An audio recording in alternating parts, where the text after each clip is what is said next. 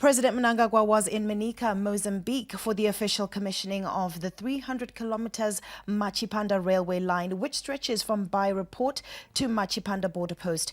The $200 million project is expected to increase freight volumes on the line from current 600 tons to 3.5 million tons in its first 12 months of operation. We cross over to the Sunday Mail deputy editor Darlington Musarurwa, who was in Manica, to give us more details. Now, Darlington, good evening. How much of an impact will this have on travel and trade between the two countries? So essentially, it is going to ease congestion at the border, since it processes about 300 to 500 trucks per day. So currently, there are long queues on both the Mozambican side of the border and the Zimbabwean side of the border. So the completion of this railway line, which has been under establishment for the past 3 years, means the volume of trade between the two countries is going to increase from the current 600,000 metric tons to about 3.5 million metric tons in the next 12 months. So this will essentially have a huge impact on the trade volumes between the two countries. The Zimbabwe Electoral Commission says the number of court cases it received ahead of the August 2023 harmonized elections delayed some of its processes. The Commission says the Parliament should put deadlines on litigation against it. On August 2023, the election body failed to deliver ballot papers on time in some of the country's constituencies, resulting in polling being extended by 24 hours.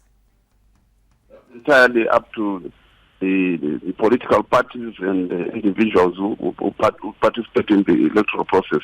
We are just what do we call it? Decision takers. I mean, we are guided by the determination of the courts, whom we have no say whatsoever in terms of at what pace or when they make their determination.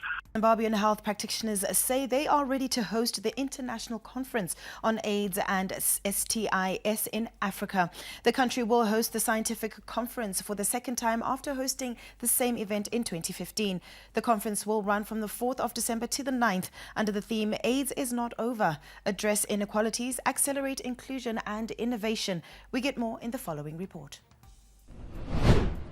Over the past years, Zimbabwe has been at the forefront of combating HIV and AIDS, recognizing it as a public health concern. From having the highest number of recorded cases in sub-Saharan Africa, the country, according to the United Nations, has managed to cut AIDS-related deaths by 60% since 2010. We want to take stock of what we have done so far as Zimbabwe, as Africa, as the world during ICASA. And we want to celebrate the successes which have happened over the past 2 or so decades.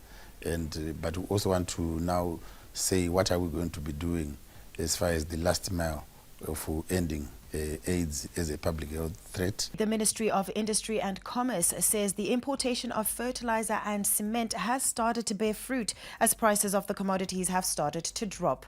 Recently, authorities allowed farmers to directly import fertilizer from international suppliers to address supply shortages. This was also implemented in the cement industry. Addressing journalists at the ministry's strategic planning workshop in Bulawayo, Deputy Minister Roy Bila said the country had sufficient and affordable fertilizer for the summer cropping season. We are happy that the ministry has intervened at the right time. Where fertilizer and even cement, all of those issues, they are coming up. If you go to the border, you will see, even if you go to the cities and even to the districts, you will see that cement is now there. The Zimbabwe senior men's national cricket team returned to winning ways after they won by 9 wickets in their second match at the ICC T20 World Cup qualifiers against Tanzania. The Chevrons won the toss and elected to bowl first as they restricted Tanzania to 96 runs in their allotted 20 overs. Captain Sikandar Raza was the peak of the bowlers as he picked up 3 wickets for 10 in his 4 overs.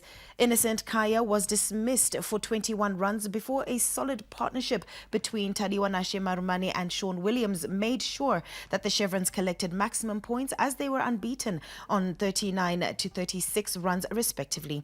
The win comes as a spring in the step for the Chevrons, who will be back in action on Sunday morning against Uganda at the United Cricket Ground.